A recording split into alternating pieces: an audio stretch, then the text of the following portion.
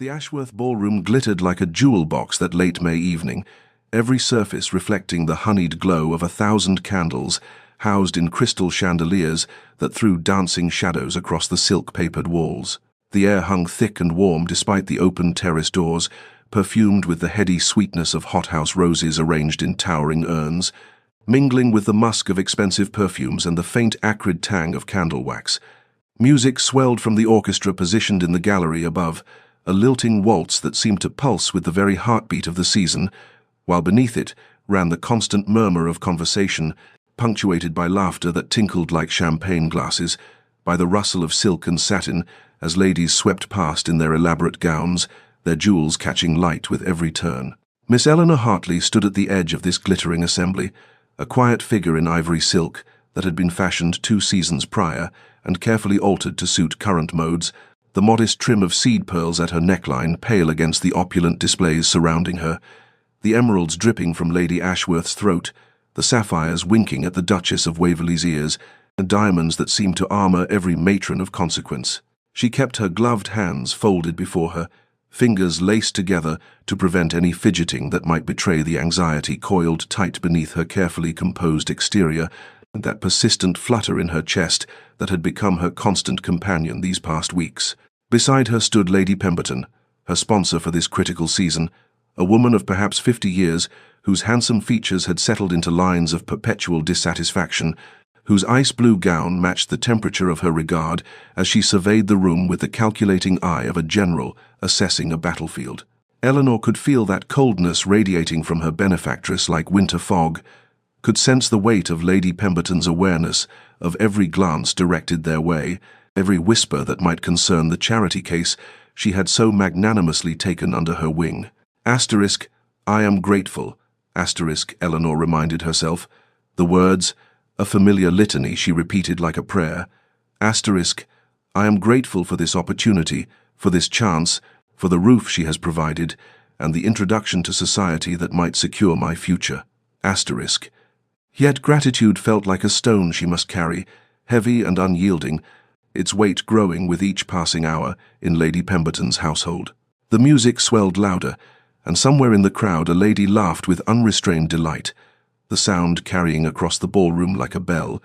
and Eleanor found herself wondering what such freedom felt like to laugh without calculation, to move through this glittering world as though one belonged rather than as though one were perpetually on trial. Lady Pemberton leaned closer, her fan snapping open with a decisive crack, and murmured without looking at Eleanor, "The Duke of Greystone is expected this evening. Do endeavour not to embarrass me should he deign to notice our presence."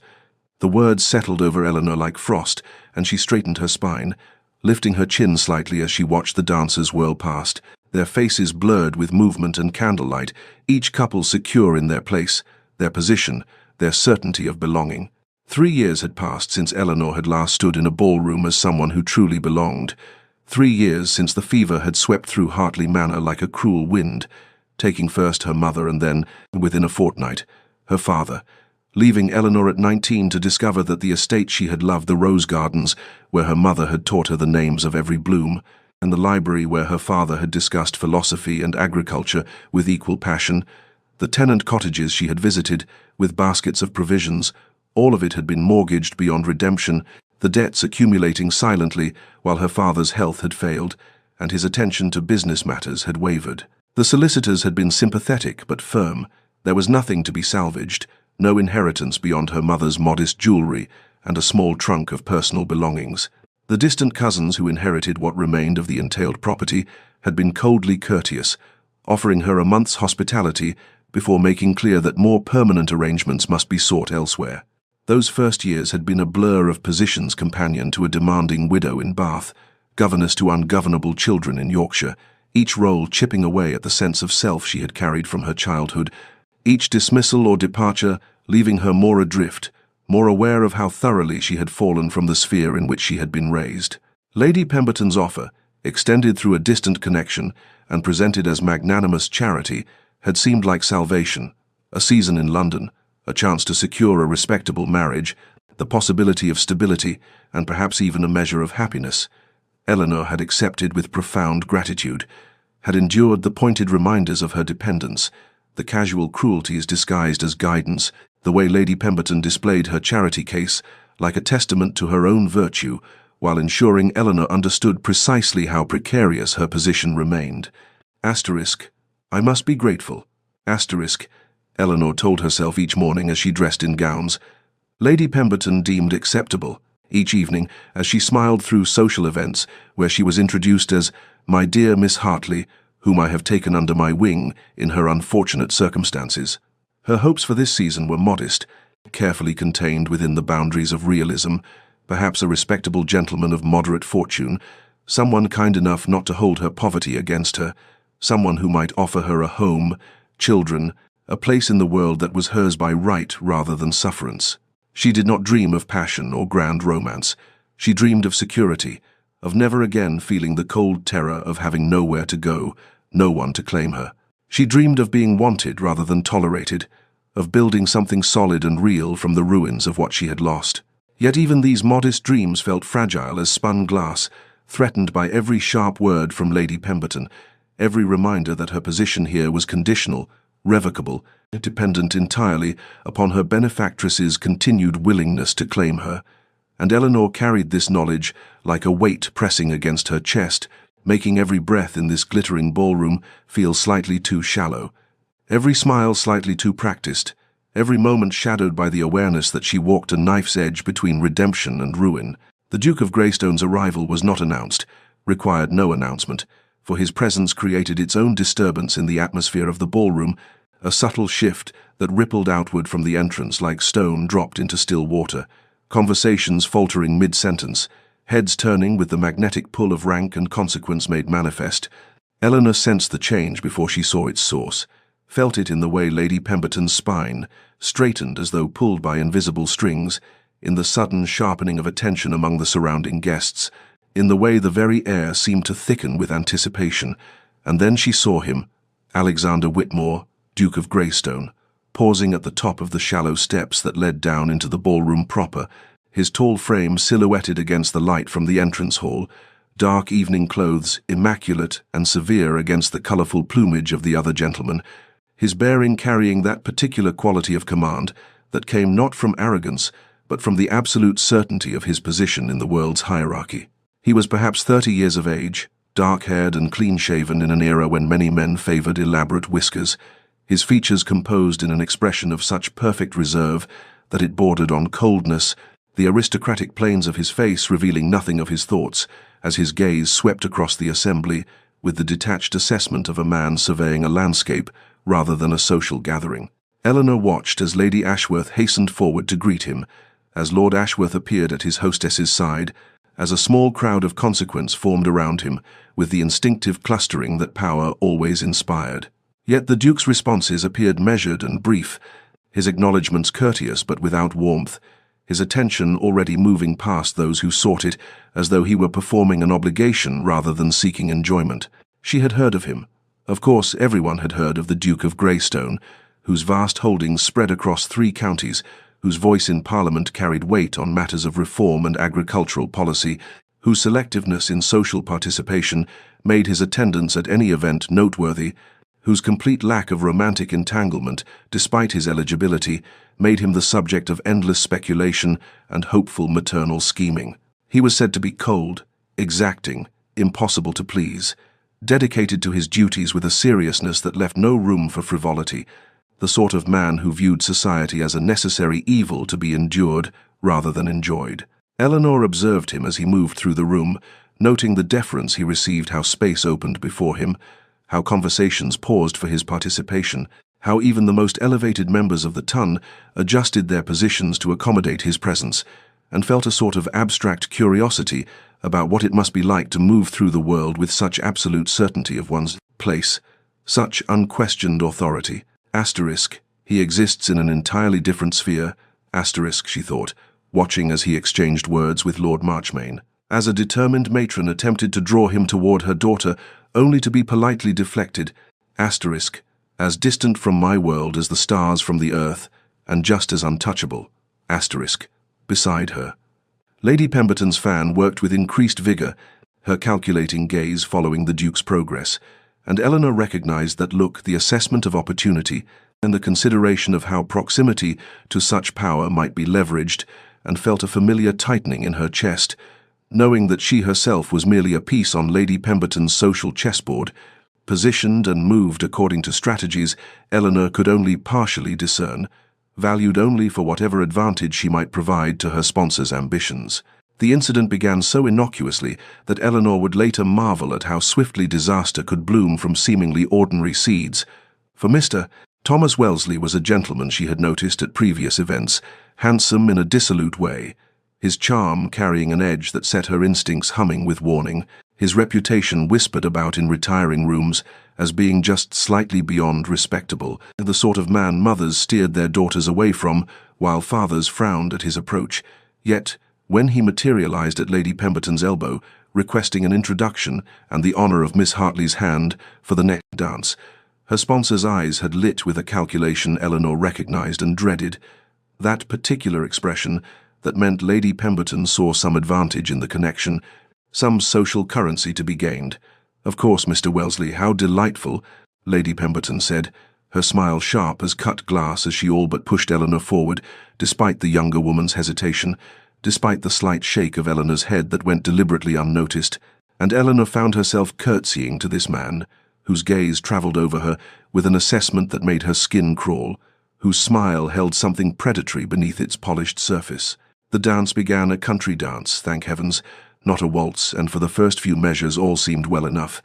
Wellesley's conversation remaining within bounds of propriety, though his compliments carried undertones that seemed to suggest meanings beyond their surface words, his eyes lingering too long on the modest neckline of her gown, his smile taking on a quality that made Eleanor's stomach tighten with unease. Then his hand, during a turn that brought them close together, settled on her back, just slightly too low, his fingers pressing against her in a manner that could not be mistaken for accident, and when Eleanor shifted away his hand followed, deliberately maintaining the improper contact as he leaned close enough that she could smell the wine on his breath, and murmured, "You are wasted on this tedious assembly, Miss Hartley. A woman of your particular circumstances must find such events rather limiting in their possibilities." The words themselves, seemingly innocent, but laden with implication that made her pulse spike with alarm. Eleanor maintained her composure through sheer force of will, her smile fixed as she executed the steps of the dance, while her mind raced through possible responses, possible escapes, acutely aware of the eyes upon them, for they were being watched. She could feel the weight of observation, could sense the attention of guests noting every interaction, every gesture, and when the dance finally, mercifully ended, she curtsied with rigid formality and turned to leave only to find Wellesley's hand on her elbow, his grip just firm enough to prevent easy extraction as he steered her toward the terrace doors, away from the crowd, his voice low and insistent as he spoke of the moonlight, of fresh air, of private conversation, his words a thinly veiled proposition that grew more explicit with each passing moment, suggestions of what a woman in her position might accept, what arrangements might be made, how he could be very generous to a lady who understood the nature of mutual benefit. And Eleanor felt ice flood her veins as she understood precisely what he was offering, what he believed her poverty and dependence made her available for, the casual cruelty of his assumption that she could be purchased like any other commodity. Eleanor wrenched her arm from Wellesley's grasp with a force born of desperation and fury combined, her voice emerging steady and cold, despite the trembling that threatened to overtake her entire frame as she said, "You presume too much, Mr. Wellesley, and you mistake my circumstances entirely if you believe poverty has made me amenable to the sort of arrangement you suggest." Each word carefully enunciated, her spine straightening with the dignity her parents had instilled in her, the knowledge that whatever she had lost in fortune she retained in character, and for a moment she saw surprise flash across his florid features before it transformed into something uglier, darker, the wounded pride of a man unaccustomed to refusal, particularly from a woman he deemed beneath him and therefore available for his use. His expression twisted, the veneer of charm cracking to reveal the cruelty beneath, and then, horrifyingly, deliberately, he raised his voice just enough to carry to the nearby guests who lingered near the terrace entrance, his words pitched to reach curious ears as he said, "Come now, Miss Hartley, there is no need for such theatrics, not after you were so very encouraging during our dance." so very warm in your reception of my attentions." And Eleanor felt her blood turn to ice in her veins as she understood what he was doing, the calculated destruction he was unleashing. For in this world a woman's reputation was everything, and once tarnished could never be restored, and his implications were clear. His suggestion that she had invited his advances, that her refusal now was mere performance after she had already compromised herself. The whispers began immediately, that terrible rustling sound like wind through dead leaves, conversations pausing mid-word as heads turned toward them, as fans were raised to conceal moving lips while eyes remained fixed on the unfolding scene, and Wellesley continued with vicious precision, his voice carrying that tone of wounded masculine dignity as he added, "I had thought a woman in your position, dependent on charity, trading on Lady Pemberton's good name, would be more practical in her understanding of how the world operates. But I see you prefer to play the virtuous maiden even when—" And Eleanor could not bear to hear what he would say next, could not endure the completion of that sentence. So she interrupted with a voice that shook despite her best efforts. "You are mistaken, sir, entirely and completely mistaken, and I must ask you to leave me alone immediately." But the damage was done, irreversible and total, for she could see it in the faces turning away from her, in the way Lady Marchmain gathered her daughter close, as though Eleanor carried some contagion, in the cold assessment, in the eyes of matrons, who moments before had been cordial, if not warm. The music seemed to fade, though the orchestra played on, the glittering ballroom taking on the quality of a nightmare, where all the beautiful surfaces concealed, traps and pitfalls, where the ground itself was uncertain beneath her feet, and Eleanor watched with a horror that bordered on paralysis as her social death took shape before her eyes. As guests she had danced with earlier now averted their gazes, as young ladies she had conversed with in retiring rooms now whispered behind their fans with expressions of scandalized delight. For nothing entertained society quite so thoroughly as the destruction of one of its more vulnerable members, the confirmation that those who climbed too high from insufficient foundations would inevitably fall, and fall publicly, fall completely, fall without hope of redemption or recovery. Eleanor turned toward Lady Pemberton with a desperation she could no longer conceal, her eyes seeking her sponsor's face across the small distance that separated them, searching for some sign of support, some indication that the woman who had brought her into society would now defend her against these vicious accusations, would speak the truth that Eleanor had done nothing to encourage Wellesley's advances, and that she was the victim rather than the instigator of this terrible scene.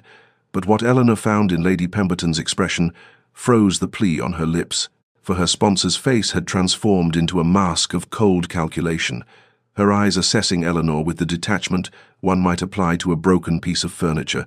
something that had outlived its usefulness and now presented only inconvenience and potential embarrassment.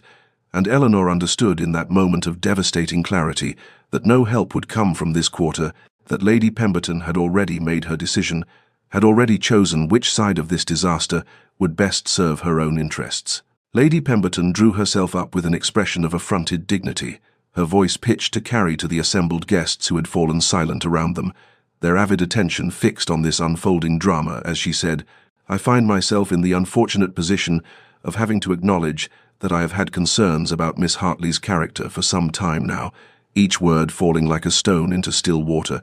creating ripples of shock and vindicated suspicion across the watching faces, and Eleanor felt something break inside her chest, some last fragile hope, shattering beyond repair as her sponsor continued. I took her in out of charity, out of respect for her late father's memory, but I begin to see that my generosity was misplaced, that I failed to recognize certain unfortunate tendencies, a certain want of proper feeling that poverty and misfortune have perhaps engendered." The words carefully chosen to suggest everything, while stating nothing directly actionable, paint Eleanor as corrupted by her reduced circumstances, as someone who had taken advantage of Lady Pemberton's good nature and repaid it with scandal and impropriety. The watching guests murmured their sympathy for Lady Pemberton's position, their expressions conveying that they had suspected something of this nature all along, that girls without fortune or family were always risks, always liable to drag down those who tried to help them. And Eleanor stood frozen as her sponsor delivered the final, killing blow. "I must therefore withdraw my sponsorship of Miss Hartley, effective immediately, and state clearly that she is no longer under my protection or residing in my household." I cannot and will not allow my reputation to be compromised by association with a young woman whose conduct has proven so questionable. And, with those words, Eleanor lost not merely her social standing but her actual home, the roof over her head, the fragile security that had been her only shield against complete destitution, for she had been living in Lady Pemberton's London house, dependent on her sponsor's continued favour. And now that favour was withdrawn publicly, irrevocably, leaving Eleanor with nowhere to go, no one to turn to, her situation transformed in mere moments from precarious to impossible. Eleanor's hands began to tremble uncontrollably, a tremor that started in her fingers and spread through her entire body. Despite her desperate attempts to maintain some semblance of composure, her breath coming shallow and quick as the full magnitude of her catastrophe settled over her like a suffocating weight. For she was ruined now in every sense that mattered, her reputation destroyed, her home gone, her few possessions still in Lady Pemberton's house, where she would likely never be permitted to retrieve them, her modest quarterly allowance from her father's depleted estate, insufficient to secure lodgings or survival without references or reputation to support her, and no respectable household would employ a woman tainted by scandal. No family would accept her as governess or companion when whispers of impropriety followed her name, and she could feel the walls of her world closing in, the future narrowing to a dark point of impossible choices and unthinkable outcomes that her mind shied away from contemplating. Eleanor stood alone in the center of the crowded ballroom, and yet she had never felt such complete isolation, for the glittering assembly had transformed into something hostile and alien. The guests who moments before had filled the space with animated conversation, now turning their backs to her with deliberate precision, a choreographed rejection more cutting than any words could be, and she watched as women she had curtsied to, men she had danced with, matrons she had served tea beside in drawing rooms,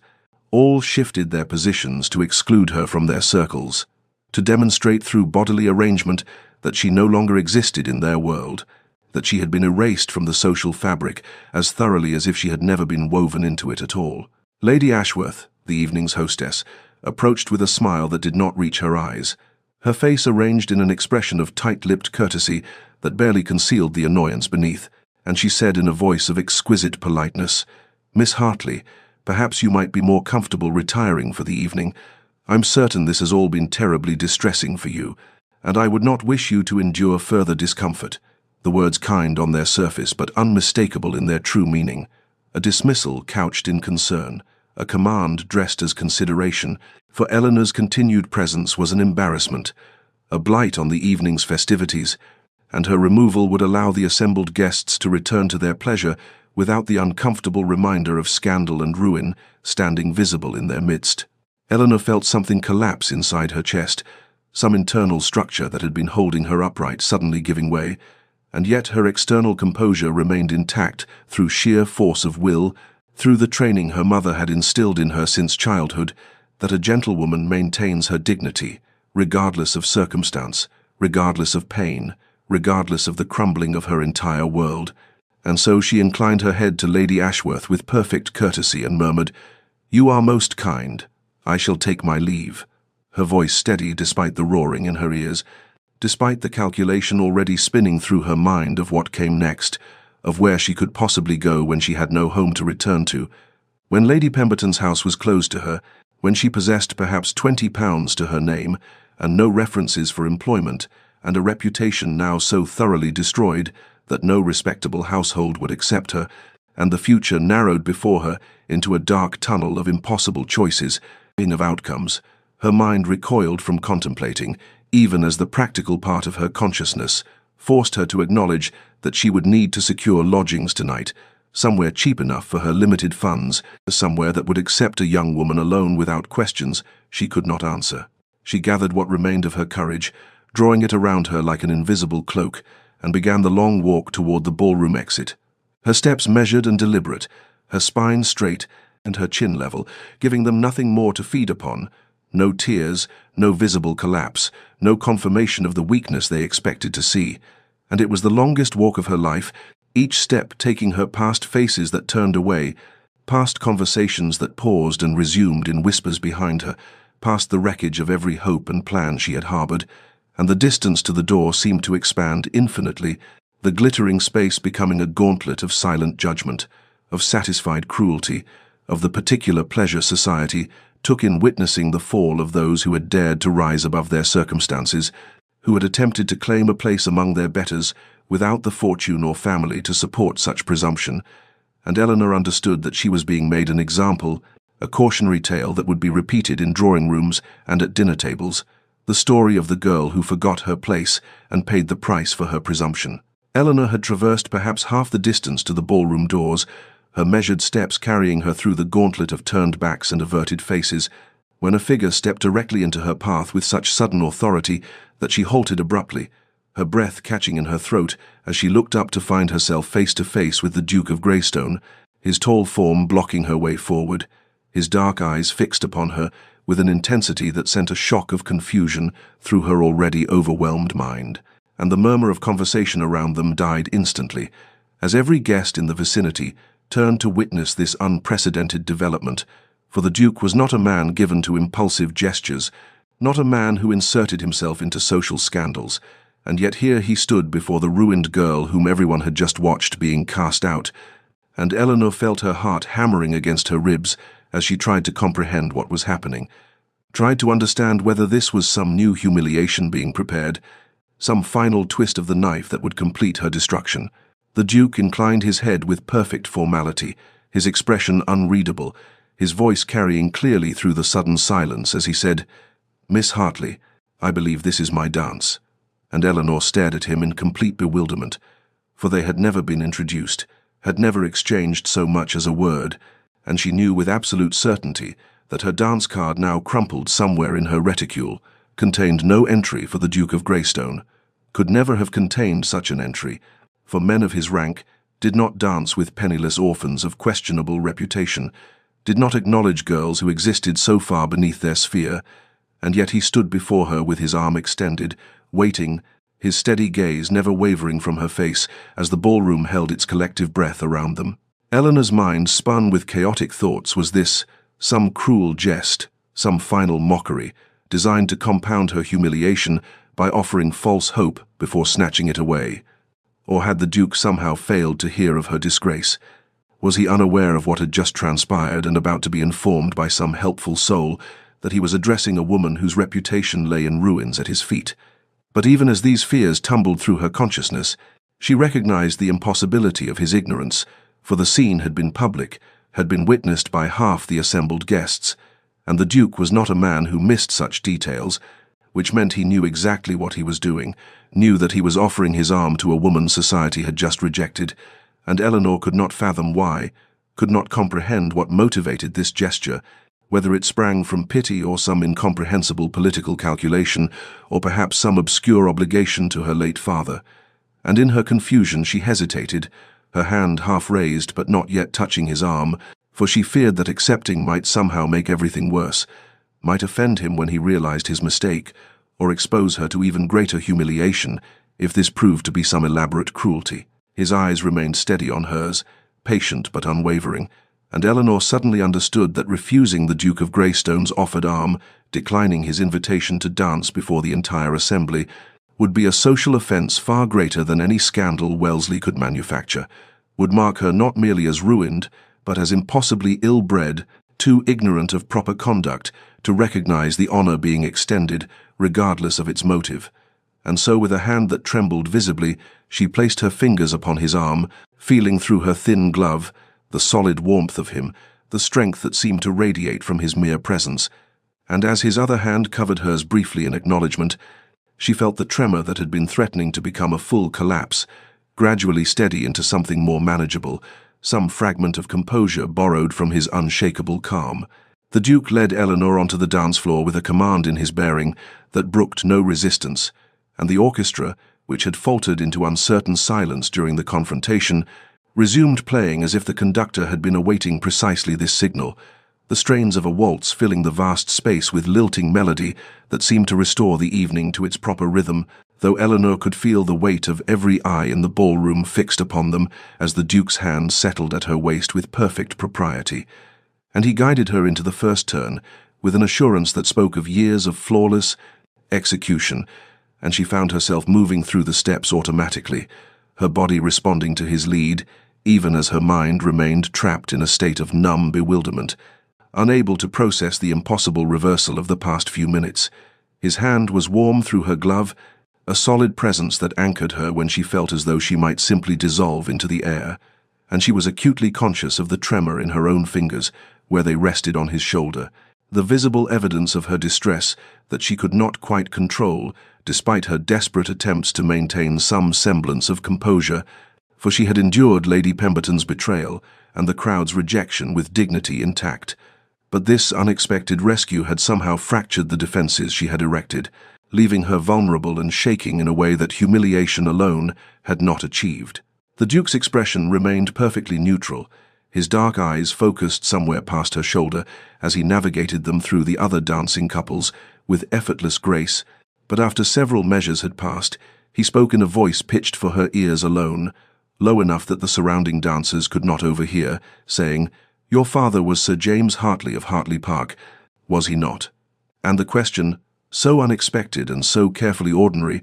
gave Eleanor something to focus on beyond the nightmare of the past hour. Beyond the stairs, she could still feel boring into her back, despite the resumed dancing, and she managed to reply with tolerable steadiness, "Yes, Your Grace, did you know him?" The Duke executed a turn that brought them momentarily away from the nearest couple, and he said, "We met on several occasions at sessions of the Agricultural Society. He presented a paper on drainage systems that I found quite innovative, and we corresponded briefly afterward about its implementation on my northern estates."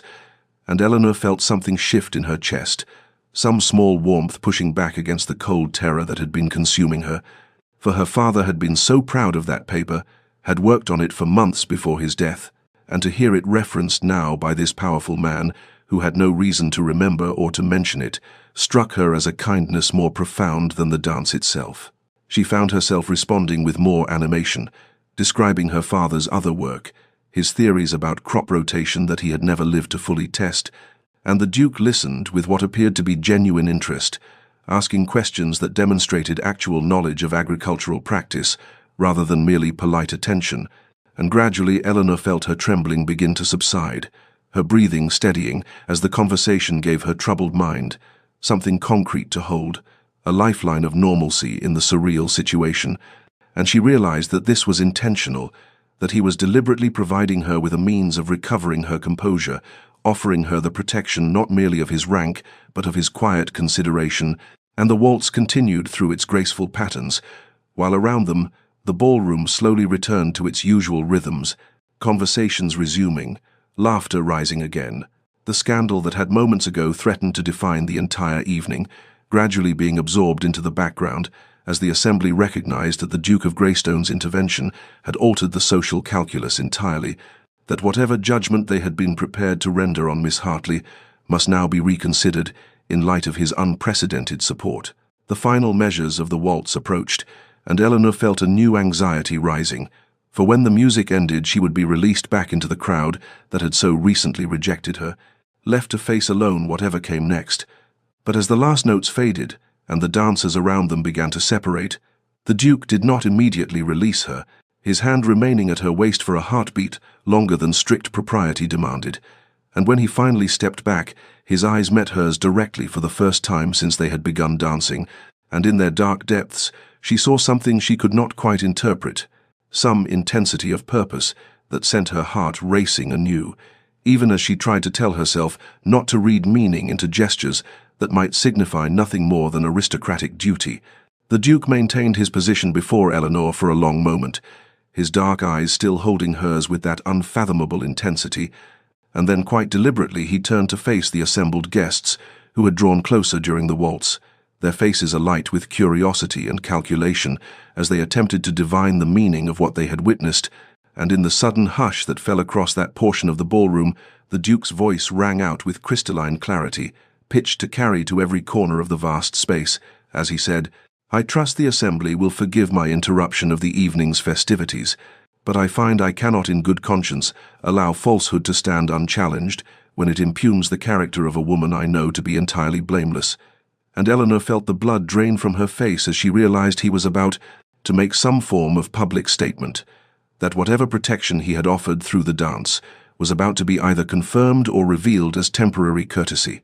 and she stood frozen beside him, as every eye in the ballroom fixed upon them with avid attention, the musicians falling silent mid-phrase, as even they recognized that something unprecedented was unfolding. The Duke continued with perfect composure, his tone formal but carrying an edge of steel that Eleanor had not heard during their dance, saying, "Miss Eleanor Hartley is a woman of unimpeachable character and irreproachable conduct, and any suggestion to the contrary is not merely mistaken but deliberately malicious." And he paused, allowing his words to settle over the crowd like a mantle of authority, before adding, "I personally guarantee her reputation and good name, and I will consider any slander against her to be a direct insult to my own honor, to be answered as such insults have always been answered among gentlemen." And the threat implicit in that final phrase sent a visible ripple through the assembled guests, for everyone present understood that the Duke of Greystone was a man whose challenges could not be ignored, whose rank and power made opposition not merely socially dangerous but potentially ruinous,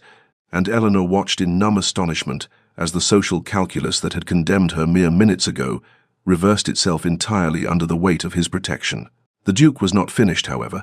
and he turned slightly to include Eleanor in his address as he said,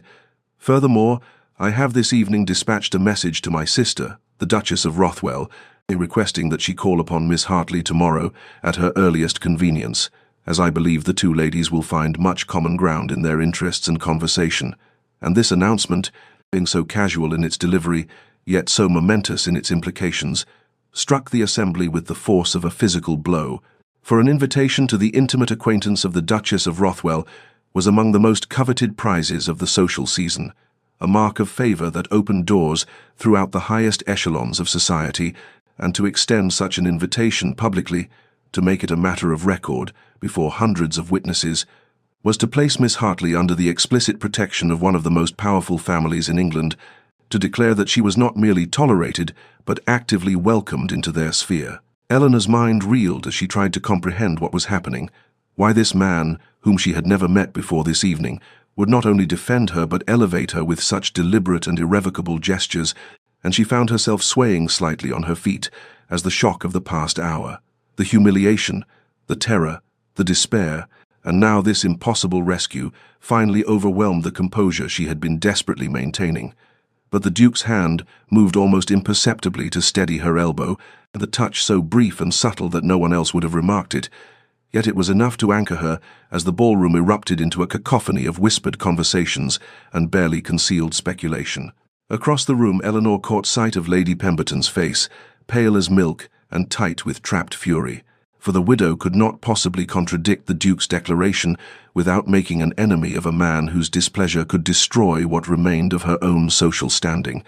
And beside her, Mr. Wellesley had disappeared entirely, having apparently recognized the wisdom of removing himself from the vicinity before the Duke's attention turned specifically in his direction. And Eleanor felt a savage satisfaction pierce through her bewilderment as she watched her tormentors, trapped by the very social mechanisms they had attempted to use against her, now turned back upon them with devastating force by a man whose authority none present could challenge. The transformation that swept through the ballroom in the wake of the Duke's declaration was like watching the tide reverse its course,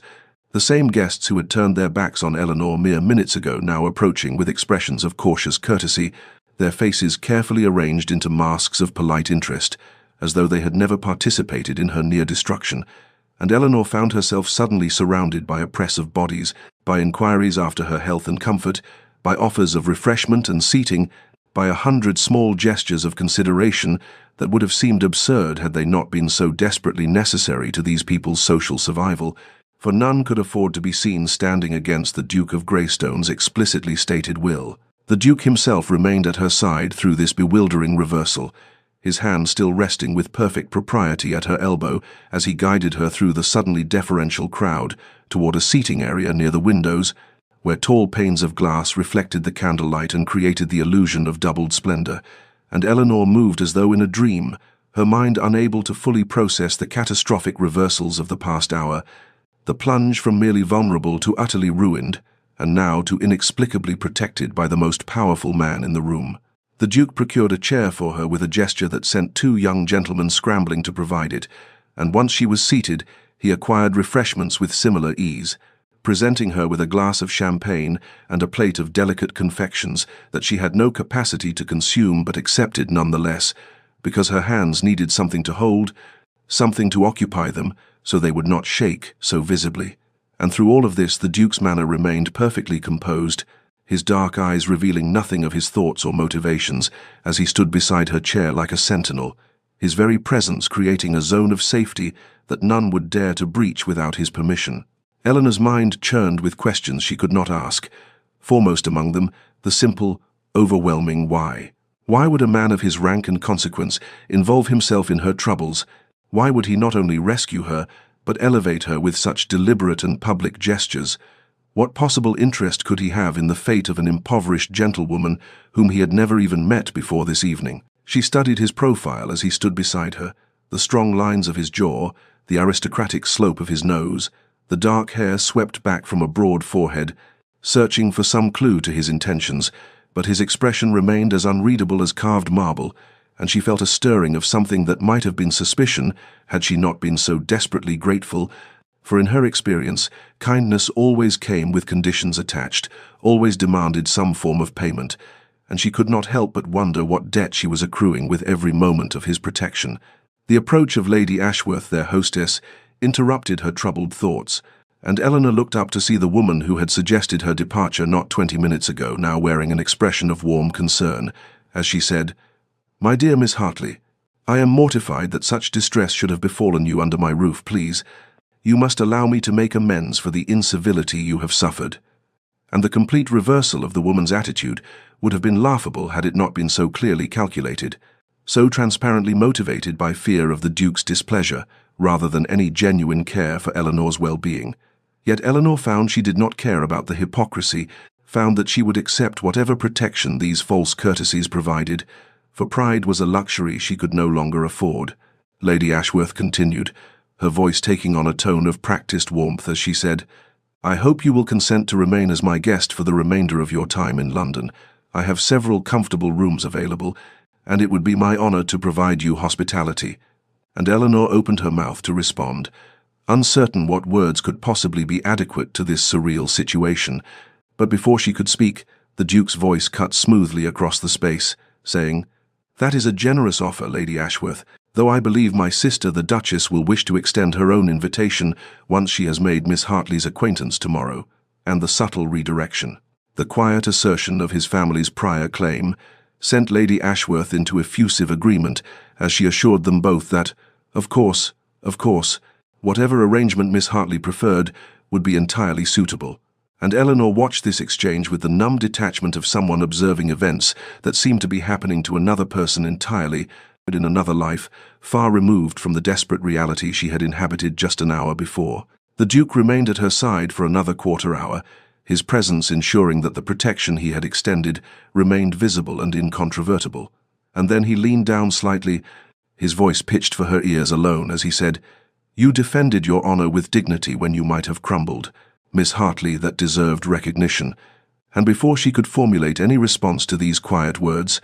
before she could ask any of the 100 questions clamoring in her mind, he straightened and took his formal leave, bowing over her hand with perfect courtesy before striding away through the crowd that parted before him like water before the prow of a ship. And Eleanor watched him go, with her heart pounding against her ribs, uncertain whether she had just been saved or merely granted a temporary reprieve from a destruction that still awaited her, but knowing that her life had been irrevocably altered by a man whose motives remained as mysterious as they were apparently benevolent, and that whatever came next, she would face it without understanding why fate had chosen this particular moment to offer her a hand up from the abyss. The following morning arrived with a quality of unreality that made Eleanor question whether the events of the previous evening had truly occurred, or whether she had conjured them from some fever dream born of desperation. But when Lady Ashworth's maid brought her breakfast in the comfortable guest room, where she had spent a sleepless night, the woman's deferential manner and the fine quality of the accommodations confirmed that something had indeed shifted in her circumstances, though whether permanently or temporarily remained to be seen, and Eleanor found herself unable to eat more than a few bites of the excellent food provided, as her stomach churned with anxiety about what the day would bring. The Duchess of Rothwell arrived precisely at 11 o'clock,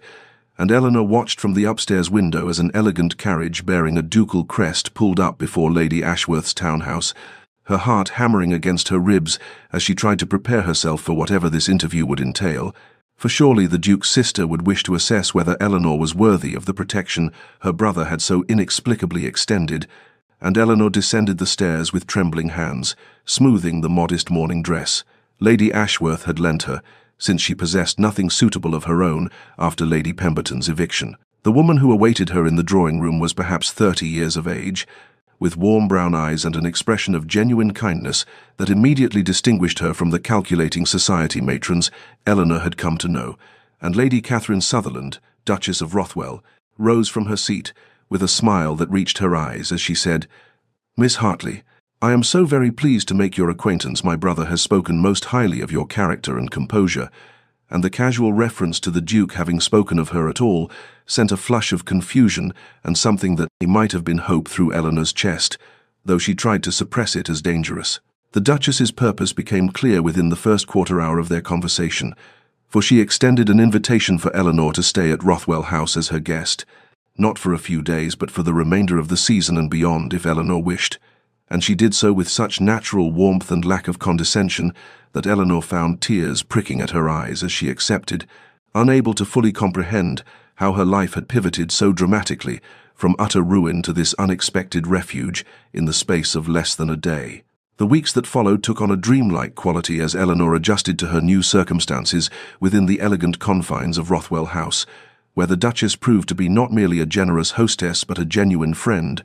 introducing Eleanor to a circle of intelligent, reform-minded women who discussed politics and literature with the same fervor that other ladies devoted to fashion and gossip, and gradually Eleanor felt herself emerging from the shock of what had occurred at the Ashworth ball, her mind beginning to process not just her rescue, but the mysterious nature of it, the question of why the Duke of Greystone had chosen to intervene so decisively in the troubles of a woman he had never met. The Duchess spoke of her brother occasionally, always with evident affection and respect, and through these casual references, Eleanor began to piece together a portrait of a man dedicated to his duties with almost monastic devotion, involved in parliamentary reform efforts, managing vast estates with careful attention to his tenants' welfare, carrying the weight of his family's ancient name and the expectations that came with it, a man who had never shown romantic interest in any of the eligible women who vied for his attention each season, who was rumored to consider marriage a duty he would eventually fulfill, but approached with the same lack of enthusiasm one might reserve for reviewing account books. Eleanor told herself that gratitude was the only appropriate emotion she should feel toward such a man, that the gap between a duke and an impoverished gentlewoman was unbridgeable regardless of his unexpected kindness, and that she must not mistake rescue for anything deeper. Yet she found herself thinking of him at odd moments, remembering the steadiness of his hand as he led her through that waltz, the quiet intensity in his dark eyes, the words he had spoken for her ears alone about dignity, deserving recognition, and she wondered what kind of man possessed both the power to destroy or save with a single declaration and the inclination to use that power in defense of a stranger, and whether she would ever understand the motivations that had prompted him to offer his arm before everyone when the entire world had turned its back. Weeks passed, and Eleanor's life took on a rhythm that felt both surreal and increasingly natural. Her days filled with morning calls and afternoon walks, with musical evenings and quiet hours in the Duchess's library, with the careful reconstruction of a social position that had been so nearly destroyed, and through all of these activities, she found herself encountering the Duke of Greystone, with a frequency that seemed coincidental at first, but gradually revealed itself to be something more deliberate, though she could not determine whether the arrangement stemmed from his design or his sister's, or merely the inevitable overlap of their social circles. At Lady Thornbury's soirée, she saw him across the drawing-room, engaged in animated discussion with several members of Parliament about proposed reforms to the poor laws, his usual reserve falling away as he argued his position with an intensity that transformed his austere features, and she found herself watching him with an attention that went beyond mere gratitude, noting the elegant gestures of his hands as he spoke, the flash of passion in his dark eyes, the way he listened as intently as he argued, giving weight to opposing views even when he disagreed with them. At the Duchess of Marlborough's garden party, She observed him from a distance as he politely but firmly extricated himself from the determined attentions of several eligible young ladies, and his manner unfailingly courteous but completely impersonal, and she saw in those careful withdrawals something of what the Duchess had described. A man who performed his social duties with precision but without engagement, as though he stood perpetually at a remove from the glittering world he inhabited by virtue of his birth. When their paths did cross directly at these events, his acknowledgment of her was always proper, always brief, a formal bow, a few words of greeting inquiring after her comfort and her health, perhaps a comment on the weather or the quality of the hostess's entertainment, and then he would move on, leaving her with nothing substantial to analyze and yet everything to wonder about. For there was something in his eyes during those brief exchanges, some quality of attention that felt different from the perfunctory courtesy he extended to others. Though she told herself repeatedly that she was imagining significance where none existed, projecting her own developing feelings onto a man who had merely performed an act of chivalrous rescue and considered his obligation thereby fulfilled. Yet she could not stop herself from watching for him at every event she attended, her eyes searching crowded rooms for his tall figure and dark hair, her heart lifting inexplicably when she spotted him, and she began to notice small things that spoke to aspects of his character, invisible in casual social interaction, the way he always acknowledged the servants who attended these gatherings, treating them with the same courtesy he afforded the highest-ranked guests, the occasions when she caught him suppressing a smile at some piece of social absurdity, the rare moments when his reserve cracked enough to reveal a dry wit that surprised laughs from his conversational partners. At Lord Pemberton's dinner party, an event Eleanor attended with some trepidation, given the connection to her former sponsor, she found herself seated at the opposite end of the table from the Duke, but she noticed how his attention kept drifting from his dinner partners toward the conversation at her end of the table, where she was discussing with an elderly scholar the recent translations of Greek texts, and twice she looked up to find his gaze resting on her, with an expression she could not read, before he quickly returned his attention to the lady beside him. Eleanor's internal conflict grew with each of these encounters, her gratitude toward him remaining constant, but now entangled with something deeper and more dangerous, a fascination that had nothing to do with his rescue of her, and everything to do with the man she was gradually coming to know through these accumulated observations. Yet she remained grimly aware that any hopes she might harbor in his direction were foolish beyond measure, for the gap between a duke and an impoverished gentlewoman remained unbridgeable regardless of his sister's kindness, and surely a man of his consequence must eventually marry someone of appropriate rank and fortune, and someone who could bring political alliance and social advantage rather than merely gratitude and developing affection. And so Eleanor tried to guard her heart, even as she felt it slipping beyond her control, tried to remember that rescue was not courtship and kindness was not love, but found with each passing week that the slow burn of awareness building within her was becoming increasingly impossible to deny or dismiss. The library at Rothwell House had become Eleanor's favorite refuge during the quiet afternoon hours, when the Duchess attended to correspondence or paid calls without requiring Eleanor's accompaniment, and it was there that she had discovered a peace that eluded her in the more public rooms of the house, surrounded by volumes that spanned philosophy and history, poetry and practical sciences, their leather bindings and gilt lettering speaking to generations of accumulated knowledge, and she found herself drawn particularly to the agricultural texts that lined one wall near the tall windows overlooking the garden, their pages filled with discussions of crop rotation and soil management, drainage systems and tenant relations, subjects that reminded her of happier times when her father had walked with her through their estate's fields, explaining the rhythms of planting and harvest, the careful stewardship required to maintain land and care for those who worked it. And though that life was lost to her now, she could still find comfort in reading about the principles that had once governed her world. On a Thursday afternoon in late September, when golden light slanted through the library windows and the air carried the first crisp hint of approaching autumn, Eleanor sat curled in the window seat with a volume titled Modern Innovations in Agricultural Practice open on her lap, so absorbed in a chapter about the Norfolk four-course system that she did not hear the library door open or register another presence in the room until a masculine voice said, with evident surprise, "That is Townsend's treatise. I did not expect to find anyone reading it, least of all." And she looked up with a start to find the Duke of Greystone standing just inside the doorway,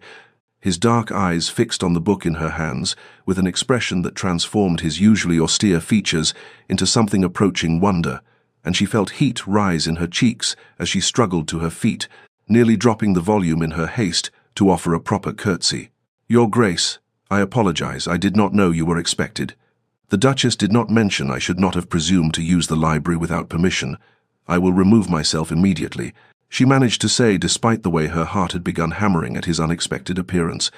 But he raised one hand in a gesture that stopped her words as effectively as if he had placed his fingers against her lips, and he said,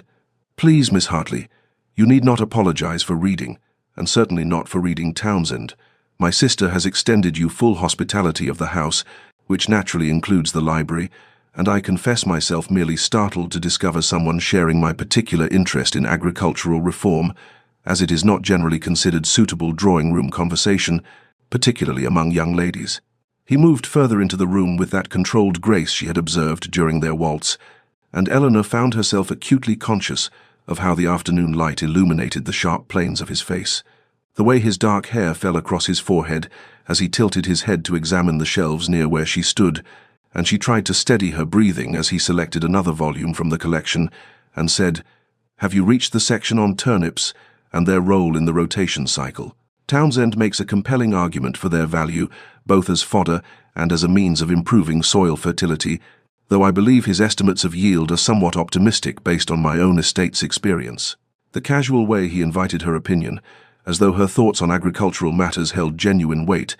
prompted her to reply despite her nervousness. "My father implemented a similar rotation on our estate, his estate rather, before it was sold, and he found that the turnips succeeded admirably in our soil, though he noted that the labor required for their cultivation and harvest exceeded Townsend's projections, which affected the overall economy of the system." And the words emerged more steadily than she had expected,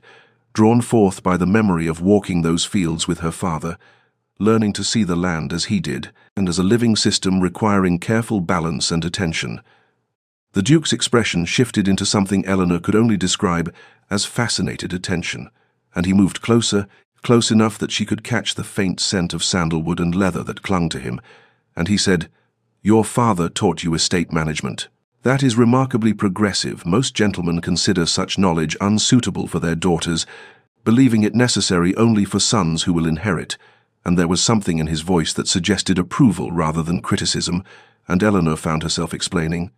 "I was his only child, and he believed that understanding the land and those who worked it was essential to being a responsible steward, regardless of gender. And though I could not inherit, he said the knowledge would serve me well in understanding my future husband's concerns,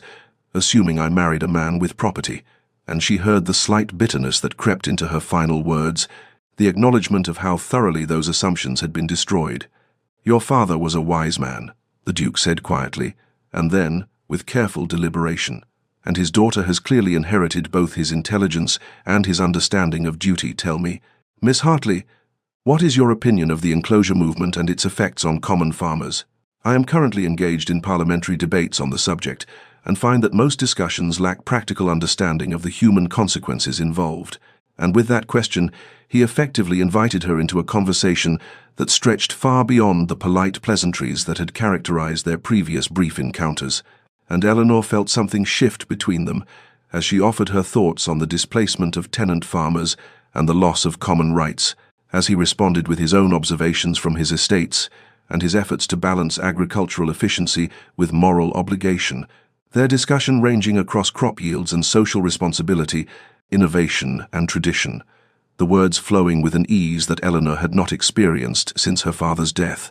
an intellectual engagement that fed something in her she had not realized was starving. The afternoon encounter in the library marked a shift in the careful distance that had characterized their previous interactions,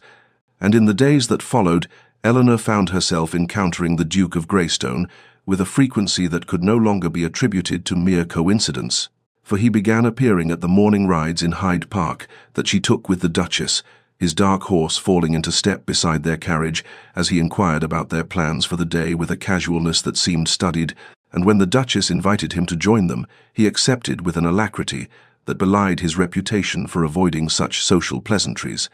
Riding alongside Eleanor's side of the carriage, and continuing their previous discussion about agricultural improvement, as though no time had passed since they stood together in the library's golden afternoon light. He called at Rothwell House on Tuesday and Thursday afternoons, ostensibly to consult with his sister on family matters, but these consultations seemed to conclude with remarkable speed, and he would inevitably find his way to whatever room Eleanor occupied, settling into conversation about whatever book she held or subject she contemplated,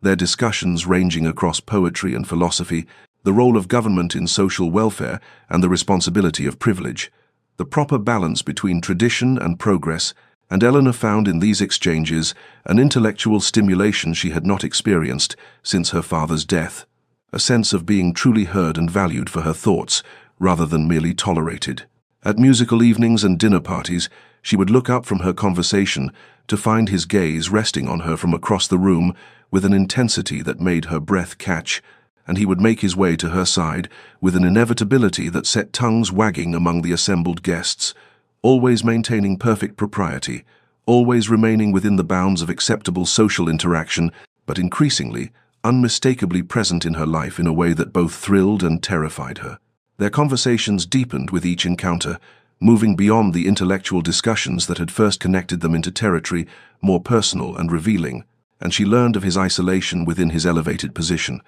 the way his rank created a barrier between himself and genuine connection, his frustration with the shallow social games that consumed so much of his world, and his passionate commitment to using his position and wealth to effect meaningful change in the lives of those dependent on his estates and influence. And she recognized in him a loneliness that mirrored her own, a sense of being fundamentally separated from the glittering world they both inhabited, though for vastly different reasons. Yet even as Eleanor felt her feelings developing beyond gratitude into something deeper and more dangerous, even as she caught herself watching for his arrival at every event and treasuring each word they exchanged, she remained grimly aware that nothing could come of this connection, for the gap between a duke and an impoverished gentlewoman remained unbridgeable, regardless of how many conversations they shared or how his eyes softened when he looked at her, and surely a man of his consequence must eventually marry someone of appropriate rank and fortune, someone who could bring political alliance and substantial dowry rather than merely intellectual companionship, and a heart that was increasingly, helplessly his. As September gave way to October and the leaves in the park turned gold and crimson, as the air grew crisp and the light took on that particular slanted quality of advancing autumn, Eleanor recognized with melancholy certainty that she had fallen in love with a man she could never have, that she was loving what remained fundamentally unattainable, and the season's transformation into dying beauty seemed an appropriate metaphor for the bittersweet ache that filled her chest each time she saw him, each time they spoke, each time his hand brushed hers in passing, and she felt the shock of that contact reverberate through her entire body. The garden party at Lady Morrison's estate unfolded beneath a sky of crystalline October blue, the autumn air crisp and golden as guests wandered through the manicured grounds, admiring the late-blooming roses and the ornamental fountains that sparkled in the afternoon light, and Eleanor had accompanied the Duchess with spirits lighter than they had been in years, wearing a gown of deep amber silk that Catherine had insisted brought out the warmth in her hazel eyes, feeling for the first time in months as though perhaps happiness might be possible, perhaps the future held something beyond mere survival. She had been standing near the reflecting pool, contemplating the way the water mirrored the changing leaves overhead, when the voices of two society matrons drifted toward her from behind a carefully trimmed hedge, their words carrying with the particular clarity that comes from speakers who do not realize they are overheard, and Lady Thornbury was saying with satisfied certainty, "Of course the betrothal will be announced before the month's end. My dear Lady Arabella Sinclair is the perfect choice, impeccable lineage on both sides, a fortune of £30,000 and connections to half the peerage, exactly the sort of match the Duke requires for a man in his position," and Lady Fairfax replied with agreement. "Indeed, I am surprised he has delayed this long, for everyone has known since last season that Arabella was being groomed for the position. Her mother has been quite strategic about it, and the Duke has been seen in her company at several recent functions, and you know he does nothing without careful calculation."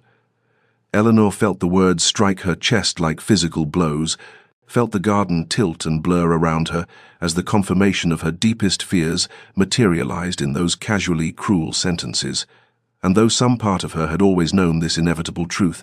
had reminded herself repeatedly that a duke could not marry a woman of no fortune or consequence, hearing it stated so boldly, so certainly, as established fact rather than fearful speculation, transformed abstract knowledge into devastating reality. She moved away from the reflecting pool on legs that felt unsteady, seeking some private corner where she might collect herself before tears betrayed her in public,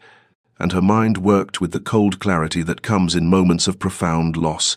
calculating what must be done, how she must protect herself from further pain. And by the time she returned to Rothwell House that evening, she had made her decision with the same grim determination that had carried her through her parents' death and the loss of her home. She found the Duchess in the drawing-room before dinner and said with careful composure, "Catherine, I must speak with you about my situation. I have received a letter from the Countess of Albemarle offering me a position as her companion at her estate in Scotland, a generous arrangement that includes comfortable quarters and a respectable salary, and I believe I should accept it, for I cannot impose upon your hospitality indefinitely, and this represents an honorable independence." And though her voice remained steady, her hands trembled slightly as she clutched the letter that had indeed arrived 3 days prior, and which she had initially dismissed as unnecessary. The Duchess's expression shifted from surprise to something that looked remarkably like knowing sympathy, and she studied Eleanor's face with eyes that seemed to see far too much before she said gently, "Eleanor, are you quite certain this is what you wish? Scotland is very far away, and I had hoped, that is, I have enjoyed your company immensely and had thought perhaps—" But Eleanor interrupted with perhaps more force than courtesy allowed. "I am grateful beyond measure for everything you have done for me, Catherine, truly, but I cannot remain here indefinitely, living on charity, however kindly meant.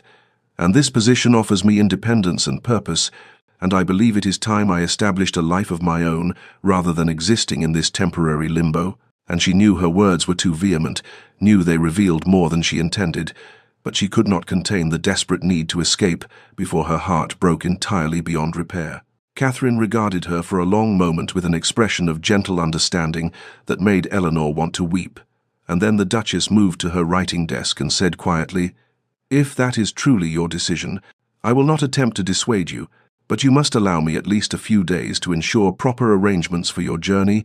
And then she drew out a sheet of paper and began composing what Eleanor recognized with a sinking mixture of dread and helpless hope as an urgent note, and she watched as Catherine sealed it and rang for a footman with instructions to deliver it immediately to the Duke of Greystone's residence, and Eleanor knew with absolute certainty that the careful structure of detachment she had been building around her heart was about to be tested beyond endurance. The Duke of Greystone arrived at Rothwell House with an unprecedented lack of ceremony, less than 2 hours after Catherine's note was dispatched. His sudden appearance in the drawing-room doorway, still dressed in riding clothes, suggesting he had come directly from wherever her message had found him, without pausing even to change, and Eleanor felt her carefully constructed composure fracture at the sight of him, at the unusual disarray of his dark hair and the intensity burning in his grey eyes that she had never witnessed before, despite all their careful conversations and measured encounters. Catherine rose with diplomatic grace and said, "Alexander, how good of you to call. Miss Hartley and I were just discussing her plans for the future, and I thought perhaps you might wish to be consulted given your role in establishing her current position." And though the words were innocuous enough, Eleanor heard the deliberate emphasis and the suggestion of meanings beneath the surface, and the Duke's gaze fixed on Eleanor with an expression that made her breath catch as he replied, "Indeed, I would very much wish to discuss Miss Hartley's plans, if she would grant me the courtesy of a private audience." And the formality of his words contrasted strangely with the barely controlled emotion she detected beneath them. Catherine glanced between them with what appeared to be knowing satisfaction before settling herself in a chair near the far window with her embroidery, positioned to serve as chaperone while providing the illusion of privacy, and Eleanor found herself standing as the Duke crossed the room toward her, with strides that suggested he was containing himself only through considerable effort, and when he spoke, his voice was lower than usual, roughened by something she could not quite identify. "My sister informs me that you intend to accept a position in Scotland," he began, and Eleanor detected the slight tremor beneath his controlled tone. And I must tell you, Miss Hartley Eleanor, that I find this intelligence profoundly disturbing, for it suggests either that I have been far more opaque in my intentions than I believed possible, or that you have deliberately chosen to ignore what I had hoped was becoming increasingly evident to you over these past weeks. Eleanor felt tears threatening despite her determination to maintain dignity, and replied with a voice that wavered despite her best efforts, "Your Grace, I do not understand. I am merely accepting an honourable position that offers me independence rather than continuing to impose upon your sister's charity. Surely you cannot find fault with such a practical decision."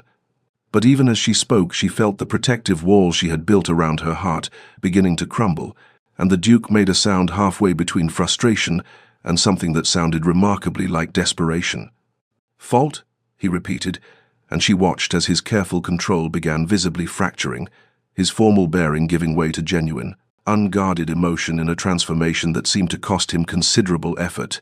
"Eleanor, I have been attempting these past weeks to demonstrate through every means available within the bounds of propriety that my regard for you has progressed far beyond the concern I might feel for any woman unjustly maligned, that my intervention at the Ashworth ball was not motivated by abstract justice, but by the fact that I had been watching you all that season, even before that terrible evening, drawn to your quiet dignity and intelligence in a way that has consumed increasingly more of my thoughts and feelings than I believed myself capable of experiencing." He took a step closer,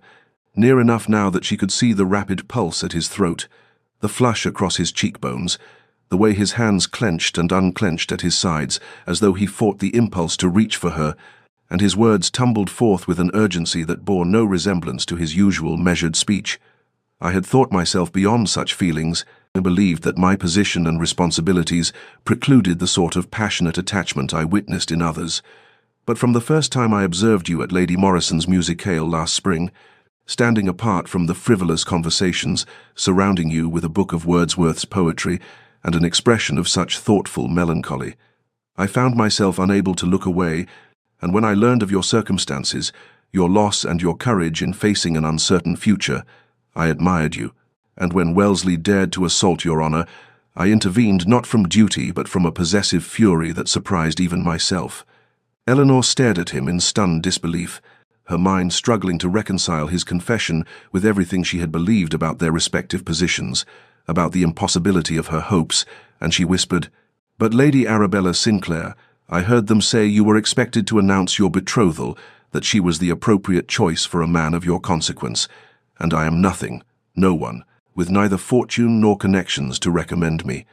And something in her voice must have conveyed her pain, because the Duke finally did reach for her, his hands closing around hers with a warmth that sent shockwaves through her entire body, as he said with fierce intensity, "I care nothing for Lady Arabella Sinclair or what society expects or deems appropriate. I want a partner, Eleanor, someone who understands and shares my commitment to meaningful work, who challenges my thinking and expands my perspectives, who sees me as Alexander rather than merely the Duke of Greystone, and I have found that person in you, and the thought of you disappearing to Scotland, of never again engaging in our discussions or seeing your face across a room or hearing your laugh when I manage to say something that strikes you as amusing, that thought is unendurable to me." Eleanor felt the world narrow to just the two of them, standing in the drawing room with his hands warm around hers and his confession still reverberating through her mind, reshaping everything she had believed about their interactions and her place in his thoughts, and she heard herself whisper with a trembling voice that barely rose above a breath, "Alexander, I cannot believe I thought myself foolish for hoping, thought my feelings were the height of presumption given the distance between our stations, but I have admired you from that very first evening, when you stepped forward in the ballroom and offered me your protection, though I was nothing to you, and in the weeks since I have found myself watching for you at every gathering, treasuring every conversation, every small gesture of attention, falling helplessly into affection and then into something far deeper despite knowing it was impossible, despite trying to guard my heart against the inevitable pain." And tears slipped down her cheeks as years of contained loneliness and recent hope and devastating fear finally broke through her careful composure. The Duke released one of her hands, only to reach up and gently brush away her tears with his thumb, his touch infinitely careful, as though she was something precious and fragile, and he said with a rough tenderness that made her heart ache, Nothing about you is nothing to me. Eleanor, you are everything I did not know I needed. Everything I had convinced myself I could live without, until I encountered you and realized what barren existence I had been accepting as sufficient. And then, before she could fully process his words, he was lowering himself to one knee before her, in a gesture so unexpected and so symbolically powerful that she gasped and tried to protest that he should not abase his rank in such a manner, but he silenced her with a look of such intensity that words died in her throat. Miss Eleanor Hartley. He began with formal precision that contrasted beautifully with the emotion visible in his face. I am asking you not as the Duke of Greystone seeking an advantageous political alliance, but as Alexander Whitmore, a man who has discovered that intellect without companionship is lonely, that purpose without partnership is hollow, and that duty without love is merely existence rather than life. I am asking if you would consent to be my wife, not to serve as an ornament to my consequence, but to be my true partner in all things, to collaborate with me on the reform work that consumes so much of my energy, to challenge my assumptions and expand my understanding, to share not just my name and position, but my thoughts and hopes and the daily texture of my life, to see me as I am rather than what my title represents, and to allow me the extraordinary privilege of loving you as you deserve to be loved. Eleanor could barely see him through her tears as she pulled him to his feet, with surprising strength born of emotion, and said in a voice that shook with joy and disbelief and overwhelming tenderness, "Yes, Alexander, yes to all of it. Yes to partnership and collaboration, and seeing each other truly. Yes to building a life together that honors both duty and affection, and yes to everything you offer and everything I can give in return." And then his hands were framing her face with exquisite gentleness, and he was lowering his mouth to hers in a kiss that began tentatively, almost reverently, as though he feared she might vanish or withdraw. But when she responded by rising onto her toes and winding her arms around his neck, the kiss deepened into something that spoke of passion too long contained, and futures suddenly possible, and the profound relief of finally allowing their true feelings acknowledgement. From across the room came a delighted laugh, and the sound of applause as Catherine abandoned all pretense of not watching and declared with satisfaction, "Well, it is about time you two stopped being so impossibly noble and cautious about your feelings. I have been waiting weeks for Alexander to overcome his conviction that his regard was somehow an imposition on you, Eleanor dear, and I am absolutely delighted to welcome you as my sister." And Eleanor broke the kiss to laugh through her tears as Alexander kept his arms firmly around her waist and replied to his sister with unusual lightness, "Your patience and scheming are both noted and appreciated, Catherine, though I would point out that I managed this proposal entirely without your assistance," which prompted Catherine to observe archly that her urgent note had certainly accelerated his timeline, and Eleanor felt the last shadows of despair and fear dissolve in the warmth of their affection, and the solid reality of Alexander's embrace, and the stunning reversal that had transformed her intended flight to Scotland into the promise of a future more beautiful than anything she had dared imagine. 3 years had passed since that evening in Catherine's drawing room, 3 years that had transformed Eleanor's life so completely that sometimes when she woke in the master suite at Greystone Estate, with spring sunlight filtering through the curtains and Alexander's breathing steady beside her, she had to remind herself that this was real, that she truly was the Duchess of Greystone, and that the desperate, ruined woman who had prepared to flee to Scotland existed now only in memory as a testament to how thoroughly life could pivot in unexpected directions. This particular morning found her in the estate office that she and Alexander had converted into a shared workspace, surrounded by architectural drawings and correspondence regarding the tenant housing improvements they had been planning for months, and she was so absorbed in reviewing the specifications for the new cottage designs that she did not hear Alexander enter until his hand settled warm and familiar on her shoulder, and he leaned down to examine the notes she had been making in the margins of the builder's proposal. "You have caught the drainage issue I missed," he said with the mixture of admiration and pleasure that still made her heart quicken even after 3 years of marriage, and she tilted her head back to look up at him as she replied with deliberate lightness, "Well, someone must attend to practical details while you concern yourself with parliamentary reform and the theoretical aspects of agricultural improvement," which earned her the smile that transformed his usually reserved expression into something boyish and unguarded, the smile he showed only to her and to their children. Their children, Thomas, named for Alexander's father, who was 2 years old and currently napping upstairs under the watchful eye of his devoted nurse, and baby Catherine, just 6 months old and sleeping in the nursery. Both of them healthy and cherished, and representing futures that Eleanor could not have imagined during those dark days of her first season. She turned back to the drawings as Alexander pulled up a chair beside her rather than retreating to his own desk, his thigh pressing against hers in casual intimacy as he reached across to point out a modification to the window placement. And they worked in comfortable silence for a while, passing documents back and forth and occasionally murmuring observations or suggestions, and the partnership they had promised each other that evening in London fully realized in these quiet moments of shared purpose and mutual respect. When the clock struck 5, Alexander set down his pen and declared that they had accomplished enough for one day and that the evening was too beautiful to spend indoors, and Eleanor allowed him to pull her to her feet and lead her outside into the gardens that she had spent the past 2 years redesigning, transforming the formal Georgian plantings into something softer and more natural, with winding paths through flowering shrubs and a small pond that attracted swans and reflected the sky. They walked with his arm around her waist and her head resting against his shoulder, moving slowly through the lengthening shadows as the spring air carried the scent of apple blossoms and newly turned earth. And Eleanor thought about that night at the Ashworth ball, about standing alone and ruined in the center of that glittering ballroom with her future collapsed around her, about the terror and despair that had seemed absolute and permanent, and about how Alexander had stepped forward and changed everything with one offered hand, one waltz, one declaration that had protected her from destruction and eventually led them both to this quiet contentment. "What are you thinking?" Alexander asked, and Eleanor smiled against his shoulder and replied honestly, "I was thinking about how impossible this would have seemed 3 years ago. How, if someone had told me that night at the ball that I would end up here, as your wife, working beside you and raising our children and walking through gardens I designed, I would have thought them mad." And she felt his arm tighten around her as he pressed a kiss to the top of her head and said quietly, "I was thinking something similar, that the worst night of your life became the catalyst for the best years of mine, and that I will be grateful until my last breath that I found the courage to step forward when you needed someone to see your worth."